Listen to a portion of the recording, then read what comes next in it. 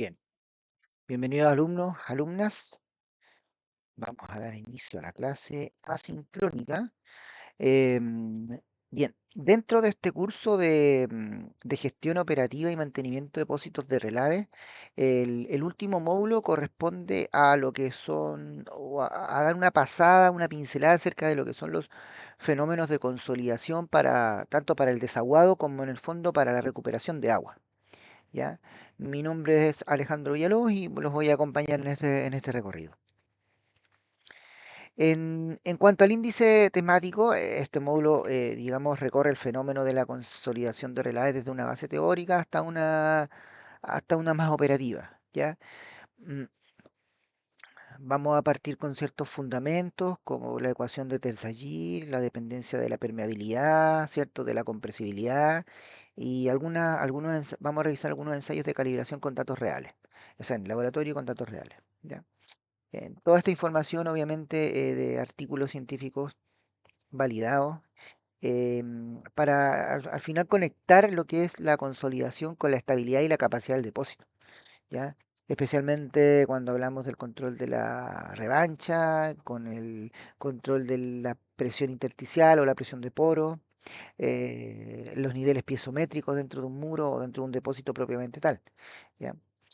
Vamos a revisar algunos métodos de desaguado, vamos a revisar algún tipo de evidencia experimental y finalmente vamos a revisar algunos temas con respecto a los sistemas de recuperación de agua y optimización del balance hídrico. KPIs como metros cúbicos recuperados, metros cúbicos descargados, el mismo make-up de agua y un análisis del costo del consumo de agua. ¿Ya? Entonces, estos 5 temas son los que vamos a revisar. ¿Bien? Muy bien. Bueno, a modo de introducción, indicar que la consolidación propiamente tal es el proceso que transforma una masa saturada, ¿cierto? En este caso de relaves, en un medio un poco más denso o en realidad mucho más denso y resistente al disiparse el exceso de presión intersticial, que lo vamos a denominar, lo vamos a repetir y lo vamos a denominar con la letra mu o u, ¿ya? Ya, ¿qué pasa? Que este fenómeno es el hilo conductor en el ciclo de vida de un depósito de relaves, porque controla la evolución hidráulica, ¿vale? Es decir, el drenaje, el flujo lateral, el nivel freático, ¿cierto? Controla también la evolución mecánica, ya el aumento del esfuerzo, la rigidez, la resistencia de nada, y por supuesto, la evolución volumétrica, o sea, la capacidad útil del depósito, ¿ya? Ahora bien, desde el punto de vista constructivo, Em, en relaves finos, tanto la permeabilidad como el estado de consolidación son dependientes del estado, ¿ya? Y cambian con el índice de vacío, el esfuerzo efectivo, ¿ya? Por lo tanto, este coeficiente de consolidación no es constante. Ya, o sea, la consolidación del relave propiamente tal no es constante. ¿Ya? Y obviamente debe calibrarse con ciertos tipos de ensayos, ya tanto en laboratorio como en análisis operacional. Estamos hablando de densidades, topografía, series especiométricas. ¿Ya? Ahora, si nos preguntamos por qué es importante para la operación, ya es importante porque la consolidación define primero cuánta agua libero, ¿ya? Segundo, yo creo que esto es lo más importante, determina el factor de seguridad. ¿A cuánto puedo reducir la presión intersticial? ¿Ya? En clases anteriores hemos visto distintos tipos de fallas de, en las estructuras del depósito, ¿cierto? Y ustedes se podrán imaginar que el factor de seguridad cumple un rol muy importante. ¿Ya?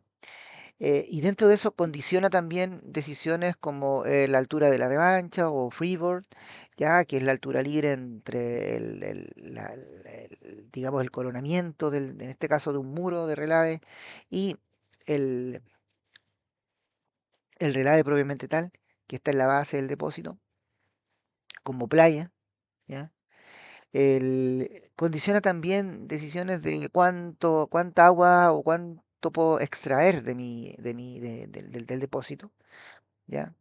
Em, En la zona superficial, además, el régimen no saturado y la evaporación también controlan de una u otra forma el secado de esta capa activa, ¿ya? Explicando, por ejemplo, por qué la extracción o el desaguado propiamente tal responde al clima, mientras que en el núcleo permanece dominado por la consolidación. O sea, si bien en la parte superficial hay un efecto atmosférico, en el núcleo ya es otra cosa y ahí depende de la consolidación propiamente tal. ¿Ya?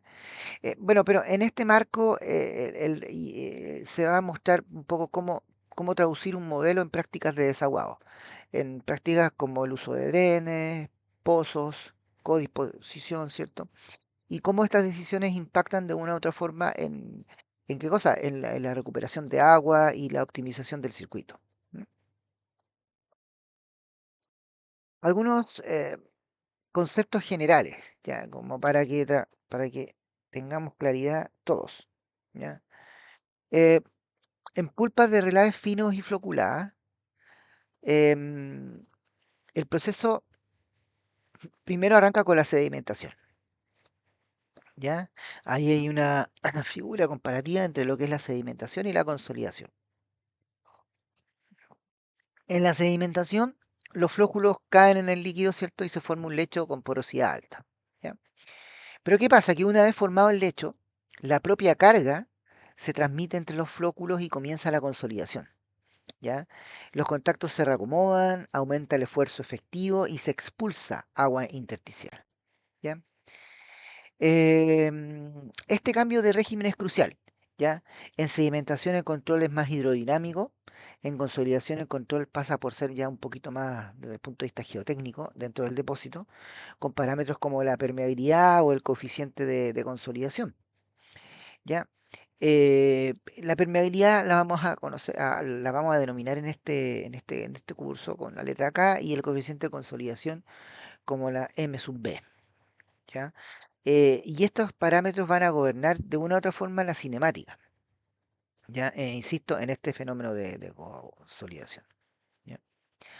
En relaves de cobre con floculación, por ejemplo, aniónica, el lecho inicial es compresible, ¿ya? O sea, ¿qué quiero decir con esto? Pequeñas variaciones de carga producen asentamientos medibles y caída rápida de la permeabilidad, lo que explica por qué tras el espesor inicial el desaguado se vuelve progresivamente más lento, más lento, más lento, ¿ya?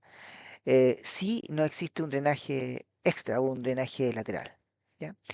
Pero ahora veamos en la siguiente lámina cómo se identifica ese cambio en los distintos regímenes de concentración crítica y tiempo crítico. ¿Ya? Fíjense acá, siguiendo con estos conceptos generales, la concentración crítica, ¿ya?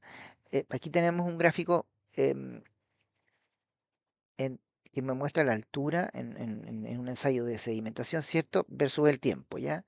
Y esto es la altura, ¿cierto? Versus el tiempo. La concentración crítica de la fracción de sólidos a partir de la cual los flóculos pasan a moverse libremente e interaccionar estructuralmente formándose un lecho que soporta la carga, es la concentración crítica, ¿ya? El instante asociado es, pues, obviamente, donde dice aquí punto crítico, es el tiempo crítico, ¿ya? Entonces, antes de este punto, si se fijan la curva, acá, altura-tiempo, muestra una velocidad casi constante, ¿ya? Em, pero al acercarnos al punto crítico, aparece una zona de transición. Aquí tenemos velocidad constante, pum, una zona de transición, con caída progresiva hacia una velocidad, ¿ya? O sea, aquí entramos ya en la zona de caída de velocidad, que es la zona de compresión, donde el peso propio del lecho domina y se inicia la consolidación, que más adelante la vamos a realizar también primaria, ¿ya? Pero básicamente este marco experimental clásico en expresamiento por lotes, ¿cierto? Es útil para depósitos de relaves porque indica cuándo se deja de gobernar la hidrodinámica, ya, esta velocidad, y cuándo debemos comenzar a modelar el proceso de consolidación propiamente tal, ya con una permeabilidad obviamente decreciente, ya. En esta figura aquí se muestran un ensayo de sedimentación, se muestran las zonas típicas, ¿cierto? En esta etapa ya tenemos un líquido claro, bueno, el tiempo cero, ¿cierto? hay toda una pulpa con una concentración constante. Em, Después comienza el tiempo, ¿cierto?, a correr y ya tenemos una zona con un líquido claro, una zona con concentración constante, que es la misma pero distinta, y una zona de concentración ya más variable y una zona de compresión. Si avanzamos, ya esa zona de concentración constante va desapareciendo, va aumentando la cantidad de agua recuperada, ¿cierto? Y se va consolidando la zona de compresión, hasta que al final ya tenemos un sólido absolutamente comprimido y un agua absolutamente sobrenadante recuperada. ¿Ya?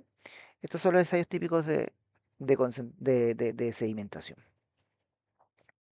Bien, ¿qué pasa con el modelo unidimensional de Terzaghi? ¿Ya? Bueno, voy a tratar de explicarlo, digamos, en términos simples. Em, Aquí lo que quise demostrar es que es más que nada el marco matemático que usaremos en este módulo. ¿Ya? O sea, la variable UDT, que es el exceso de presión, digamos, de poro, es la parte de la presión intersticial que debe disiparse después de aplicar cierta carga. ¿Ya? En un régimen unidimensional, como el que estamos viendo de Terzaghi, la evolución se modela con la ecuación, con la derivada, ¿cierto?, de UDT, que vendría siendo igual al coeficiente de consolidación propiamente tal, ¿ya? Y la ecuación del coeficiente de consolidación, que es C sub B, tiene que ver con la permeabilidad y es inversamente proporcional, por supuesto, al coeficiente de compresibilidad y al peso específico del agua. ¿Ya? Bien, entonces quedémonos con esta ecuación. C sub B, coeficiente de consolidación, es igual a la permeabilidad dividido por el producto entre el coeficiente de compresibilidad y obviamente el peso específico del agua.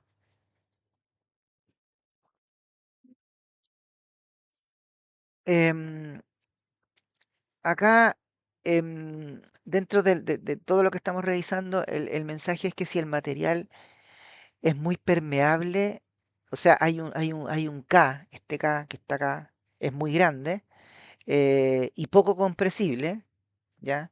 Eh, Me refiero a que este es muy pequeño, este es muy grande y este es muy pequeño, el coeficiente de compresión poco compresible. El C sub V, o sea, el coeficiente de consolidación aumenta y la disipación es más rápida. ¿Ya? Este modelo asume, digamos, deformaciones pequeñas, flujos verticales, propiedades constantes, ¿ya? Para ciertos intervalos de esfuerzo dentro del depósito y condiciones de drenaje conocidas. ¿Ya? A partir de aquí, cada vez que hablemos de tiempos de consolidación, nos vamos a referir al C sub B. ¿Ya? Y obviamente a la longitud la longitud del drenaje que vamos a ver en la siguiente lámina, en esta que le estoy mostrando acá. ¿Ya? Tenemos acá el drenaje simple y un drenaje doble. ¿Qué quiere decir con esto? Dentro del modelo de Terzaghi, las dos figuras, para empezar, esquematizan el espesor del material. ¿Ya? Digamos, y por lo tanto, si es el espesor del material, es la ruta de salida del agua. ¿Ya? Entonces, cuando hablamos de un drenaje simple, hay una base prácticamente impermeable y drena solo por la parte superior. ¿Ya? Y la longitud del drenaje es HDR. Ya, acá no los quiero marear con fórmulas ni nada, estamos tratando de entender el concepto. ¿Ya? Y aquí se define un factor de tiempo que es proporcional, digamos, a la consolidación, ¿cierto? E inversamente proporcional a la altura obviamente, a la longitud del drenaje, ¿ya? Eh, a menor HDR, como en el caso del drenaje doble, más rápida es la consolidación, ¿cierto? Y en la práctica, el confinamiento por ejemplo, sobre unos drenes o sobre fundaciones, em, eh, hace que cambie el régimen simple a doble y por lo tanto se acortan por así decirte, los plazos de abatimiento de la presión de poro. ¿Ya? Ahora bien, este modelo 1D o unidimensional de Terzaghi em, es nuestra base, pero en el fondo la segregación granulométrica dentro del depósito y la presencia de rutas laterales, claramente, drenes, taludes, etcétera, introducen efectos bidimensionales, incluso tridimensionales, que van a acelerar o retardar localmente la disipación. O sea, no podemos pensar que esto es solamente en una dirección, ¿ya? Em, Bien. Y obviamente todo esto se valida con instrumentación, piezómetros, con mediciones de topográfica, con mediciones de densidad de asentamiento, ¿ya? Bien. Ahora, dentro de los parámetros y relaciones constitutivas tanto de la permeabilidad como de la compresibilidad, em, y en el fondo a partir de datos también de laboratorio, em, podemos de una u otra forma usar dos formas empíricas, ¿ya? La compresibilidad, que básicamente es cómo cambia el índice de vacío, que es la letra E, con el esfuerzo vertical, ¿ya? O sea, hay un esfuerzo vertical, cómo va cambiando ese índice de vacío y se va comprimiendo. Por lo tanto, aquí se usa una fórmula empírica que es E igual a a producto de todo el esfuerzo compresivo, ¿ya? Y con A y B ciertos parámetros de ajuste. No viene al caso, digamos, desarrollarla. Pero importante decir que en el caso de esta fórmula de compresibilidad, el A y el B, que son parámetros de ajuste de magnitud y de curvatura, ¿ya? Por otro lado, el Z es un desplazamiento que captura, eh, por así decirte, la consolidación inicial, ¿ya? Pero lo importante aquí también es también definir el estado de la permeabilidad, que también va a ser igual a un factor de magnitud eh, por el esfuerzo propiamente tal em, y, y elevado a D, que es la tasa de pérdida de la conductividad. Pero eh, importante acá es obtener estos dos valores de ensayos y calibrarlos con densidades secas, volúmenes, ¿cierto? Acá se grafican curvas y obviamente se van a incorporar estas funciones a todo lo que es el balance hídrico propiamente tal. Y eso es lo importante, ¿ya? O sea, este enfoque captura tanto la segregación como el drenaje lateral en los ensayos unidimensional, ¿ya? Y han mostrado, en el caso de relaves reales, mejoras significativas en la predicción de la capacidad y en los tiempos de drenaje, ¿ya? Básicamente eso. Aquí hay unos autores, Pauli, Pring y Apacek, el año 2022, en uno de sus artículos, hicieron unas comparaciones entre las curvas de densidad, ¿ya? En estas dos gráficas, básicamente, si se fijan acá, densidad seca, toneladas por metro cúbico y el tiempo en años. ¿Qué quiere decir esto? Acá, estas dos gráficas, la densidad seca proyectada em, por el modelo de densidad seca, digamos, retrocalculada desde topografía, volúmenes operacionales. ¿Ya? Eso es lo que se muestra. ¿Ya? En el eje vertical, como les dije, la densidad seca en toneladas por metro cúbico y en el horizontal el tiempo en años. ¿Ya? Estas curvas que están punteadas, bueno, aquí hay un caso uno y un caso 2. ¿Ya? Estas curvas que están punteadas, la azulita y la gris o café, corresponden a simulaciones con condiciones de base permeable, ¿ya? Y las curvas ya continuas, em, con simulaciones en base a curvas, perdón, curvas continuas en base a bases impermeables, ¿ya? O sea, la punteada corresponden a ensayos con una base permeable y la otra con una base impermeable, ¿ya? Esto permite en el fondo ver la sensibilidad, digamos, al régimen de drenaje, ¿ya? Aquí las curvas superiores denominadas Forescan Using Calibrate Properties muestran escenarios de parámetros, ¿ya? Uso directo de propiedades de laboratorio, propiedades calibradas por tramo, ¿ya? Y los distintos rangos de esfuerzo para el proceso de consolidación en sí, ¿ya? A ver, acá en resumen, la calibración reduce el sesgo, ¿ya? Siempre una calibración va a reducir el sesgo, ¿ya? Eh, si apoyamos estas curvas dentro de estos puntos que están acá, em, el, el- el- ti- se tiende a subestimar mucho la densificación, especialmente en los primeros años. ¿Ya? Por otro lado, el límite hidráulico, digamos, inferior, ¿cierto? Va a modelar el ritmo y el incremento de la densidad. ¿Ya? Hay una base permeable y la disipación de poros es más rápida y la densidad crece antes. ¿Ya? ¿Qué pasa con esta base permeable que va a permitir que la disipación de la presión interna de poros sea más rápida y la densidad seca crezca en forma anticipada, que obviamente me va a mejorar el pronóstico de la capacidad del depósito por el hecho de el agua expulsada, ¿ya? Se consolida más rápido, ¿cierto? Em, Me expulsa más agua, por lo tanto, y además esa agua va a alimentar el balance hídrico, ¿ya? Pero por otro lado, insisto, operacionalmente se traduce en un mejor pronóstico de capacidad y de estabilidad. ¿Ya? Esta lámina representa la curva de retención de agua, aquí para relaves finos, en este caso filtrados, ¿ya? El eje horizontal le denominamos la succión, estos ensayos de laboratorio, insisto, aquí esto fue sacado del estudio hecho por Ayang Insame el año 2020. En el eje horizontal, ¿cierto? Esto es la succión. Si se fijan, aquí estamos hablando de relaves, ¿ya? Em, en el eje horizontal, la succión en centímetros, ¿cierto? Y en el vertical, el grado de saturación, ¿ya? Grado de saturación en porcentaje, ¿ya? ¿Qué son los puntos azules? Los puntos azules son mediciones y la línea continua roja es el ajuste según el modelo de Van Gentungen, ¿ya? Se observa el punto de entrada de aire, es el quiebre, aquí. El quiebre, donde empieza a caer con mayor pendiente, acá, por encima de su umbral de la saturación superficial, avanza con rapidez. ¿Ya?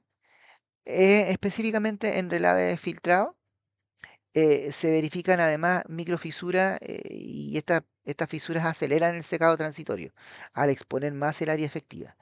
¿Ya?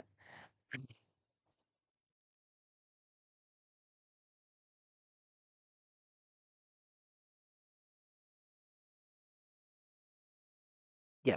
Dentro de lo que son los fundamentos, bueno, aquí también hay unos ejemplos el laboratorio que hablan de la consolidación autopesante y el secado en columnas instrumentadas. Y aquí este ensayo con columnas, ¿cierto? Con relaves filtrados instrumentados, muestran la evolución, digamos, vertical y el desplazamiento frente a la humectación en ciclos húmedos. Y aquí tenemos distintos ciclos, primer ciclo, segundo ciclo, para distintas, digamos, pruebas. ¿Ya? Eh, Básicamente acá eh, como resumen, digamos, que para alturas en estas columnas de entre 15 y 62 centímetros, el espesor no va a cambiar el patrón, ¿ya? Luego se humecta y el perfil muestra un máximo transitorio cerca de la superficie y luego una caída controlada de evaporación superficial y de redistribución capilar, ¿ya? ¿Qué pasa con ventilación? En ventilación aparecen picos más agudos, ¿ya? Em, por el efecto tiraje y una atenuación posterior cuando se forma, ¿ya? Esa costra superficial, ¿ya? Aquí lo que podemos sacar son tiempos característicos de secado en la zona activa y validamos obviamente parámetros del modelo no saturado, ¿ya? En la práctica estos tiempos nos ayudan a dimensionar el espesor de estas capas, definir ventanas operacionales y calibrar en el fondo el balance de agua superficial. Continuando con esto,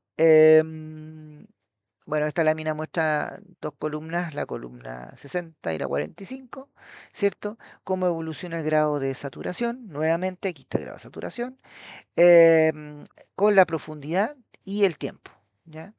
Las líneas continuas son del siglo I y las discontinuas del siglo II. Los tramos etiquetados, por ejemplo, acá dice 7,5 centímetros, 23 centímetros, ¿cierto?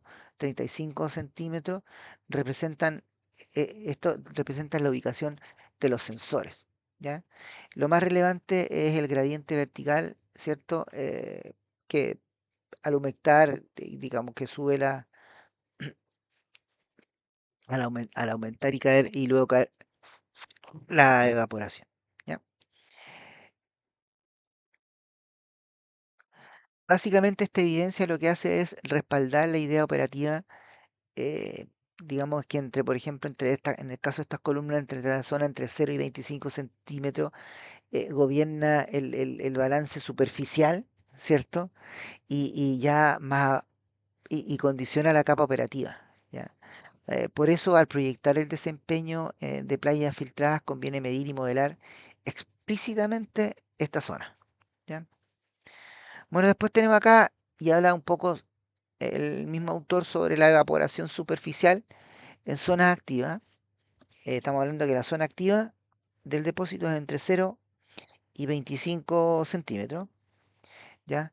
Em, y lo que nos indica es que, por ejemplo, el de la izquierda, aquí, comparamos mediciones con línea continua y simulaciones con línea discontinua, obviamente, ¿ya? De contenido de agua cerca de la superficie de la columna de 60 durante el primer siglo.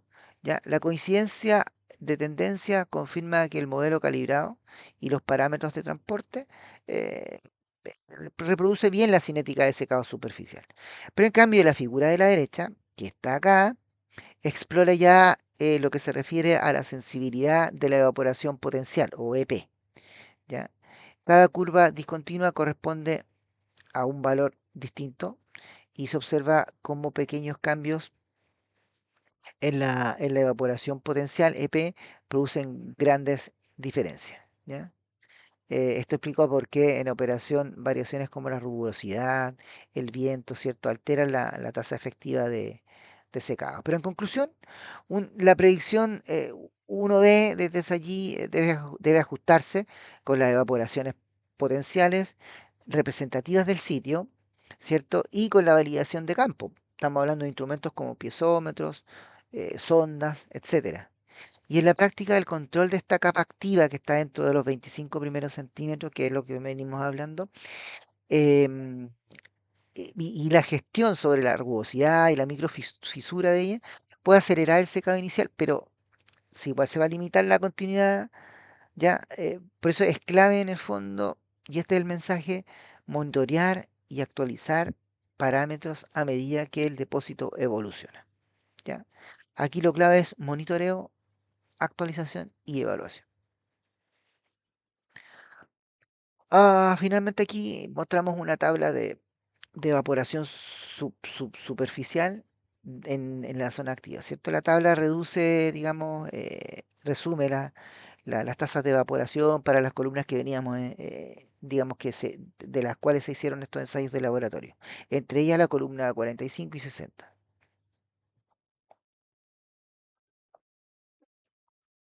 Ya.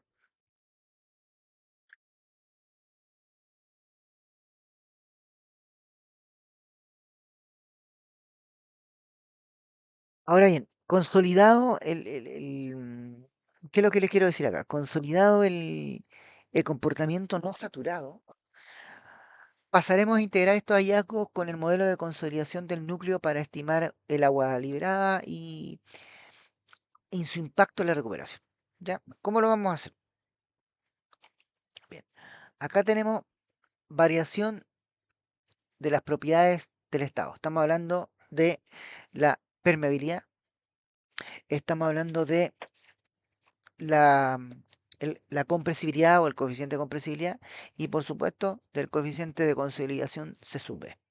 ¿Ya? Se- En la consolidación de relaves no basta con un único valor de estas propiedades. ¿Ya? A medida que el material se densifica o disminuye el índice de vacíos, la permeabilidad va a caer en forma no lineal, ¿cierto? Y ya no van a haber esos intersticios y la compresibilidad volumétrica, em, que es el M sub B, obviamente va a variar con el esfuerzo que se le coloque. ¿Ya? Recordemos que el coeficiente de consolidación lo definimos como el C sub B es proporcional a la permeabilidad e inversamente proporcional, o la permeabilidad dividida por el producto entre qué cosa? Entre el coeficiente de compresibilidad y el peso del agua. ¿Ya? Entonces, aquí es importante señalar que obtener en laboratorio las curvas de permeabilidad y de compresibilidad es súper importante, ¿ya? Sin olvidar la data de las tensiones y el rango de humedades de operación. Segundo, calibrar por tramos con datos del depósito, densidades secas secuenciales, balances de masa-volumen y la instrumentación propia referida a la piezometría, ¿ya? Permite recalibrar, ¿ya? Y corregir sesgos en estos ensayos, ¿ya? Y por otra parte, con estas funciones, propagar la permeabilidad, el índice de compresibilidad y el índice de consolidación a los balances hídricos, porque obviamente hay que estimar el agua expulsada por consolidación y el agua entrampada, ¿ya? Em, en un mundo real, la consolidación de un depósito de relave no es puramente vertical. Era un poco lo que yo les venía diciendo desde un inicio. Em, ¿Por qué? Porque el flujo siempre va a bifurcar en zonas de menor potencial hidráulico. Eh, por ejemplo, bordes de playa, drenes internos, colectores primerimentrales, algunas chimeneas drenantes. Por lo tanto, ¿qué va a hacer este flujo? Va a generar gradientes horizontales. ¿Ya? Y por lo tanto se va a transformar ya no en un régimen unidimensional, sino que en un régimen y tridimensional, ¿ya? Eh, por otra parte, la segregación granulométrica va a producir eh, estratificación, sin lugar a dudas, y lo hemos visto también en otros cursos, ¿ya? Y esta estratificación en el fondo genera capas de distinta permeabilidad y distinta compresibilidad, ¿ya?